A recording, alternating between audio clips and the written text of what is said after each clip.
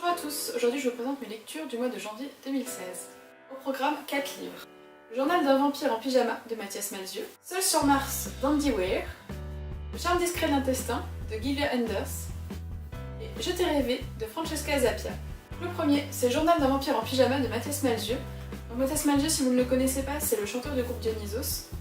Il a déjà écrit pas mal de romans, il me semble que c'est son 6e. On connaît surtout lui La mécanique du cœur, dont il a fait un roman, un album et un film. Le journal d'un vampire en pyjama, c'est en fait l'histoire de Mathias Malzieu. Mathias a eu un journal de bord pendant tout le long de son hospitalisation suite à la maladie qui l'a atteint en fin d'année 2013. Donc jour après jour, presque, il raconte en fait ce qui se passe, ses aventures à l'hôpital, et toujours avec un ton très poétique comme on retrouve dans ses chansons. J'ai dévoré le roman en fait samedi, c'est-à-dire qu'il m'a fallu, oui, je pense 2 bonnes heures pour le finir. Et même si on sait qu'à la fin il s'en sort bien, puisqu'on le voit actuellement faire la promo de son disque et de son livre, c'est vraiment très intéressant et très émouvant à lire. On vit avec lui jour après jour les hauts et les bas de la maladie. Journal d'un vampire en pyjama de Mathias Malzieu qui vient de sortir là fin janvier 2016, que je vous conseille. Il est à 18 € chez Albin Michel et c'est 200 pages. C'est Seul sur Mars.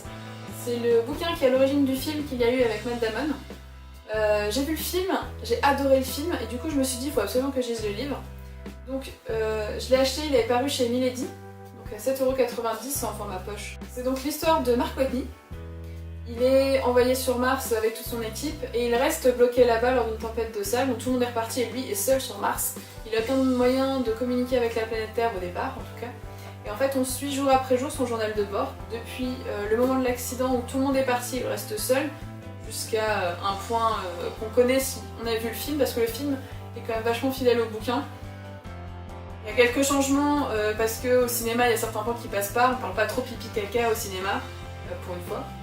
Et non, le bouquin est vraiment hyper intéressant parce qu'on a vraiment la description de sa survie, de comment ça se passe dans son cerveau, comment il réfléchit à chacune de ses actions.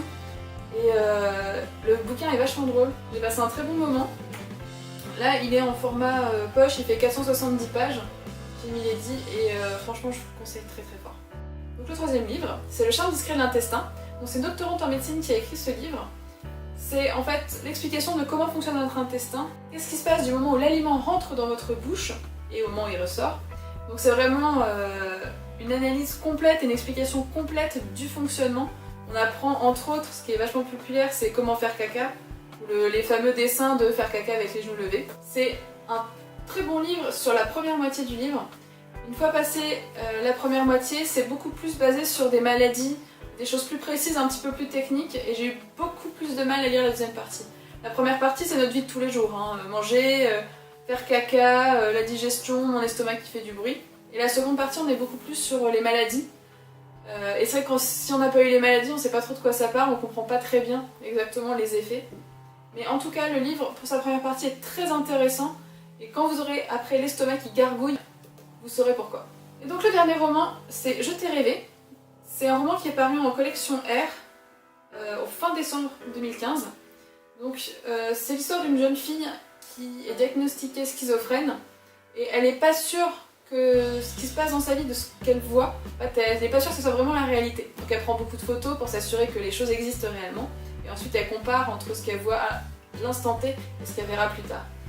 Donc au début j'ai vraiment beaucoup aimé, le personnage était hyper intéressant, le fait qu'on ne sache pas toujours si elle rêve, enfin si elle s'imagine des choses, si elle hallucine ou si c'est la réalité, c'est hyper bien. Par contre, au fur et à mesure que l'histoire se déroule, c'était devenu trop simple. J'avais déjà deviné le truc de la fin, c'est censé être la grosse surprise, et en fait je l'avais vu au bout de 200 pages. Et je trouve que l'intrigue finale, le gros truc qui est derrière tout ça, est pas si fou, avec un personnage aussi impressionnant et aussi fou en fait que celui-là. Elle aurait vraiment pu aller plus loin. Après c'est vraiment intéressant, c'est plutôt bien écrit, mais je trouve que ça va pas assez loin. Voilà, c'est tout pour mon mois de janvier 2016. Il y avait d'autres livres, mais je voulais pas que les vidéos soient trop longues. On se retrouve très vite dans une autre vidéo. A bientôt et merci d'avoir regardé.